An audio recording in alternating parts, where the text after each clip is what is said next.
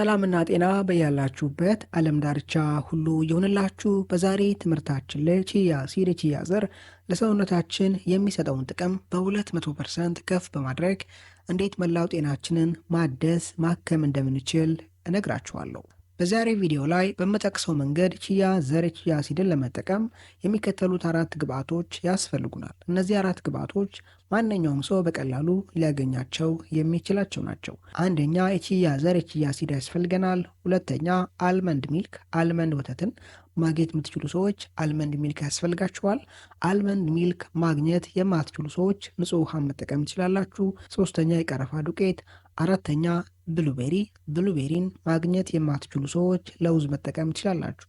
የምትጠቀሙት ለውዝ አልመንድ ሊሆን ይችላል፣ ዋልነት ካልሆነም ኦቾሎኒ ሊሆን ይችላል። እነዚህን ግብአቶች አንድ ላይ እንዴት ማዘጋጀት እንዳለብንና በምን ያህል መጠን መጠቀም እንዳለብን የምነግራችሁ የማብራራላችሁ ይሆናል። ከብዙ አክብሮትና ትህትና ጋር ትምህርቱን ላይክ ማድረጋችሁን አትዘንጉ።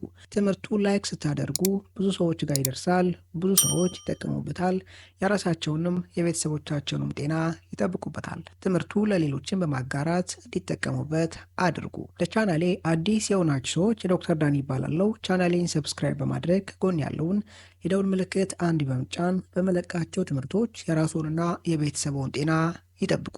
በዛሬ ቪዲዮ ላይ በምጠቅሰው መንገድ የቺያ ዘርን አዘጋጅተን መጠቀም የሚሰጠን የመጀመሪያው አስደናቂ ጥቅም ትንሿ አንጀት፣ ትልቁ አንጀትና ሌሎች የምግብ መፈጨት ስርዓት ውስጥ የሚሳተፉ የሰውነት ክፍሎችን አቅፎ የሚይዘው ጋት ተብሎ የሚጠራው የሰውነታችን ክፍል ወይም ስርዓት ጤንነትን ያሻሽላል። ጋት ሲስተም ለመላው ጤናችን መሰረት የሆነ የሰውነታችን ክፍል ነው። ጋት ላይ የሚደርስ ኢንፍላሜሽንና ሌሎች አደጋዎች በቀጥታ አንጎላችንን፣ ልባችንንና ሌሎች የሰውነት ክፍሎቻችንን ከፍተኛ አደጋ ላይ ይጥላል። ከላይ ጠቀስኳቸው 4ቱ ግብአቶች በአንድ ላይ ሲጣመሩ በውስጣቸው ከፍተኛ የሆነ በውሃ የሚሟሟ የፋይበር ክምችትን መጠንን ይዛሉ። ይህ የፋይበር ክምችት ወደ ውስጣችን ሲገባ ጄል መሰል ቅርጽን በመያዝ የሚከተሉትን ጥቅሞች ለሰውነታችን ይሰጣል። አንደኛ፣ ከሆድ ጋር ተያይዞ የተለያዩ ጤና እክሎች የሚያጋጥማችሁ ሰዎች የሆድ መነፋት፣ የሆድ ድርቀት፣ ቁርጠትና ተመሳሳይ እክሎች የሚያጋጥማችሁ ሰዎች ከፍተኛ መፍትሄና ለውጥን ይሰጣቸዋል። እነዚህ ፋይበሮች ወደ ውስጣችን ገብተው ጄል መሰል ቅርጽን በሚይዙበት ጊዜ አንደኛ የአንጀት እንቅስቃሴን ያቀላጥፋሉ። በሁለተኛ ደረጃ ከሰውነታችን የሚወገዱ ቆሻሻዎችን በማለስለስ እነዚህ ቆሻሻዎች በቀላሉ ከሰውነታችን የሚወገዱበትን መንገድ ያመቻቻሉ። ሌላውና ዋነኛው እነዚህ 4 ግብአቶች ከፍተኛ በውሃ የሚሟሟ ፋይበርን መያዛቸው ጥቅሙ በውስጣችን ላሉ ጋት ውስጥ ላሉ ጤናማ ባክቴሪያዎች እንደ ምግብ ያገለግላሉ። በስፋት ጥናት ከተደረገባቸው ለመላው ጤናችን እጅግ በጣም አስፈላጊ ከሆኑ የጤናማ ባክቴሪያ አይነቶች መካከል ባይፊዶ ባክቴሪየም እና ላክቶባሲለስ ተብሎ የሚጠሩ ባክቴሪያዎች ይጠቀሳሉ። እነዚህ ባክቴሪያዎች ነጠላ ወይም ሲንግል ባክቴሪያዎች አይደሉም። በውስጣቸው በርካታ የባክቴሪያ ምድቦችን የያዙ የባክቴሪያ ጥርቅም ናቸው። እነዚህ ባክቴሪያዎች ከሚሰጡን አስደናቂ ጥቅሞች መካከል አንደኛ፣ ትንሹ አንጀትና ትልቁ አንጀት ላይ ሊከሰት የሚችል ቁስለት፣ ኢንፍላሜሽንና ተመሳሳይ ጉዳቶችን በብቃት ይከላከላሉ። አንጀት ላይ የሚከሰት ኢንፍላሜሽን፣ ቁስለትና ተመሳሳይ ስርዓት ለካንሰር መመስረት ዋነኛ መነሻ ምክንያት ነው።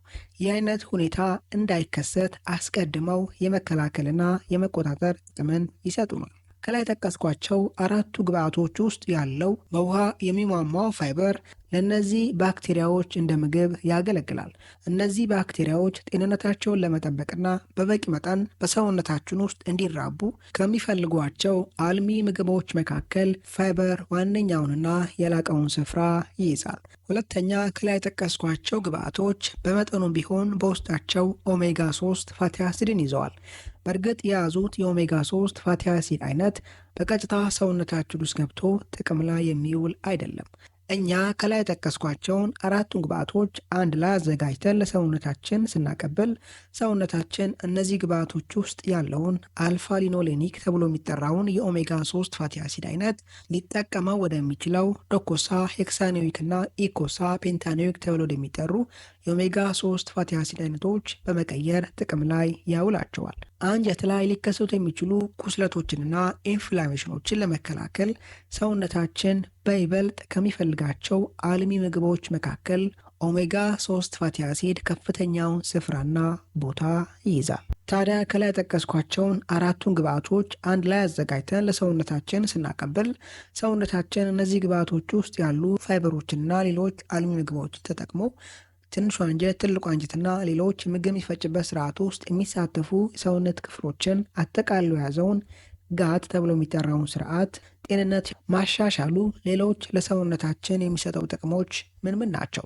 አንደኛ፣ ከ70 እስከ 80% በሚደርስ ደረጃ በሽታ የመከላከል ስርዓት ውስጥ በቀጥታ የሚሳተፉ ሴሎች በዋነኝነት የሚገኙት ጋት ብለን የጠራነው ሲስተም ስርዓት ውስጥ ነው። የዚህ ጋት ጤንነት መሻሻል እነዚህ በሽታ የመከላከል ስርዓት ውስጥ የሚሳተፉ ሴሎች ጤንነትን በመጠበቅ በውስጣችን ጠንካራ በሽታ የመከላከል ስርዓት እንዲጎለብት ያደርጋል። ሁለተኛ፣ ጋት ብለን የጠራነው ስርዓት ከአንጎላችን ጋር በቀጥታ የተሳሰረ ሲስተም ስርዓት ነው። አብዛኛዎቹ አንጎላችን የተለያዩ መልእክቶችን ለማሰራጨትና ሰውነታችን ውስጥ ካሉ ከተለያዩ ክፍሎች ጋር በቀላሉ ለመግባባት የሚጠቀማቸው መልእክተኛ ሞለኪውሎች ኒውሮኖች ምርታቸው የሚከናወነው እዚህ ጋት ስርዓት ሲስተም ውስጥ ነው። ሁለተኛ፣ የቺያ ዘር ቺያ አሲድን በዚህ ቪዲዮ ላይ በምጠቅሰው መንገድ መጠቀም፣ በይበልጥ ደግሞ ቁርስ ላይ መጠቀም በደም ውስጥ ሊኖር የሚችል ከፍ ያለ የግልኮስ የስኳር ሞለኪውል መንቀሳቀስና መዘዋወርን በብቃት መከላከል መቆጣጠር እንድንችል ያደርጋል።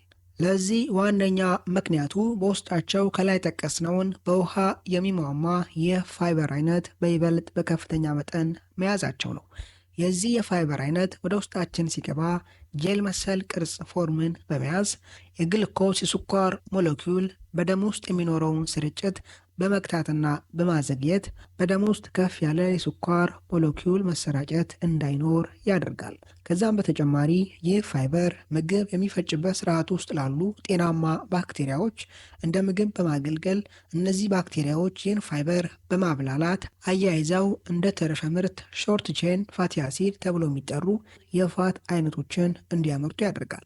እነዚህ የፋት አይነቶች በውስጣችን ያለውን የኢንሱሊን ሴንሲቲቪቲን በከፍተኛ ደረጃ ከፍ በማድረግና በመጨመር ሰውነታችን በኢንሱሊን ሆርሞን አማካኝነት በደም ውስጥ የሚኖረውን የግልኮስ ሞለኪውል ስኳር መጠን መቆጣጠር እንዲችል ያደርጋሉ።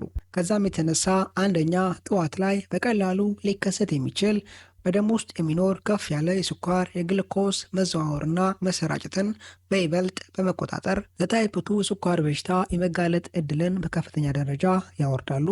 ሁለተኛ፣ በደም ውስጥ ከፍ ያለ የግልኮስ ሞለኪውል ከመሰራጨት ጋር ተያይዞ ሊከሰት የሚችል ከመጠን ከፍ ያለ ጤናማ ያልሆኑ ፋቶች መጠራቀምን በማስቀረትና በመቀነስ ልባችን ላይ ሊከሰት የሚችል በርካታ ጤና እክሎችን በመከላከል የልባችንን ጤንነት ያሻሽላሉ።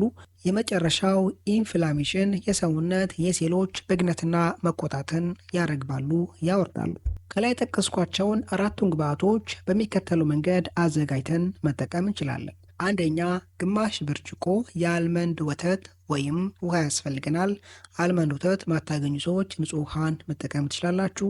በመቀጠል ከ1 እስከ 2 የሾርባ ማንኪያ ቺያ ዘርን የቺያ አሲድን እዚህ ውሃ ላይ ወይም ወተት ላይ መጨመር። በመቀጠል ግማሽ የሻይ ማንኪያ የቀረፋ ዱቄትን እዚህ ላይ መጨመር። በመጨረሻም ለተወሰነ ደቂቃ በደንብ ማማሰል። በደንብ ካማሰላችሁት በኋላ ለ5 ደቂቃ መጠበቅ። 5 ደቂቃ ከጠበቃችሁ በኋላ ድጋሜ በደንብ ማማሰል። በሚከተለው መንገድ መጠቀም ትችላላችሁ። ከዚህ በፊት ቺያ አሲድን የመጠቀም ልምድ ያላችሁና አዘውትራችሁ የምትጠቀሙ ሰዎች ከላይ ያዘጋጃችሁትን ፍሪጅ ውስጥ ከ15 እስከ 30 ደቂቃ መጠበቅና በመቀጠል ከፍሪጅ ውስጥ በማውጣት እላዩ ላይ ከ10 እስከ 12 የብሉቤሪ ፍሬን፣ ብሉቤሪን ማግኘት ማትችሉ ሰዎች ለውዝን ማድረግ ከዛ መመገብ። ከዚህ በፊት ቺያ አሲድ ቺያ ዘርን ተጠቅማችሁ የማታውቁና ልምድ የሌላችሁ ሰዎች ከላይ በጠቀስኩት መንገድ ካዘጋጃችሁ በኋላ ይህን ያዘጋጃችሁትን ከ2 እስከ 3 ሰዓት ፍሪጅ ውስጥ ማስቀመጥ። በመቀጠል ከፍሪጅ ውስጥ አውጥታችሁ ከ10 እስከ 12 ብሉቤሪን እላዩ ላይ ማድረግ። ብሉቤሪ ማግኘት ማትችሉ ሰዎች ለውዝን እላዩ ላይ ማድረግ፣ በመቀጠል መመገብ። ይህን ቁርስ ላይ መመገብ። በእንዲህ አይነት መንገድ ተመግባችሁ ከላይ ጠቀስኳቸውን አስደናቂ ጥቅሞች ለሰውነታችሁ ማቀበል ትችላላችሁ። ቢያንስ ከ1 ሳምንት እስከ 2 ሳምንት በተከታታይ ከተጠቀማችሁ ሰውነታችሁ ላይ ራሳችሁ ለውጦችን ትመለከታላችሁ፣ ታያላችሁ። በዛሬ ትምህርታችን ላይ ጠቃሚ መረጃዎችን፣ ምክሮችን እንዳገኛችሁበት ተስፋ አድርጋለሁ። በቀጣይ በአስተማሪ ቪዲዮ እስከምንገናኝ መልካም ጊዜ ይሁንላችሁ ባይ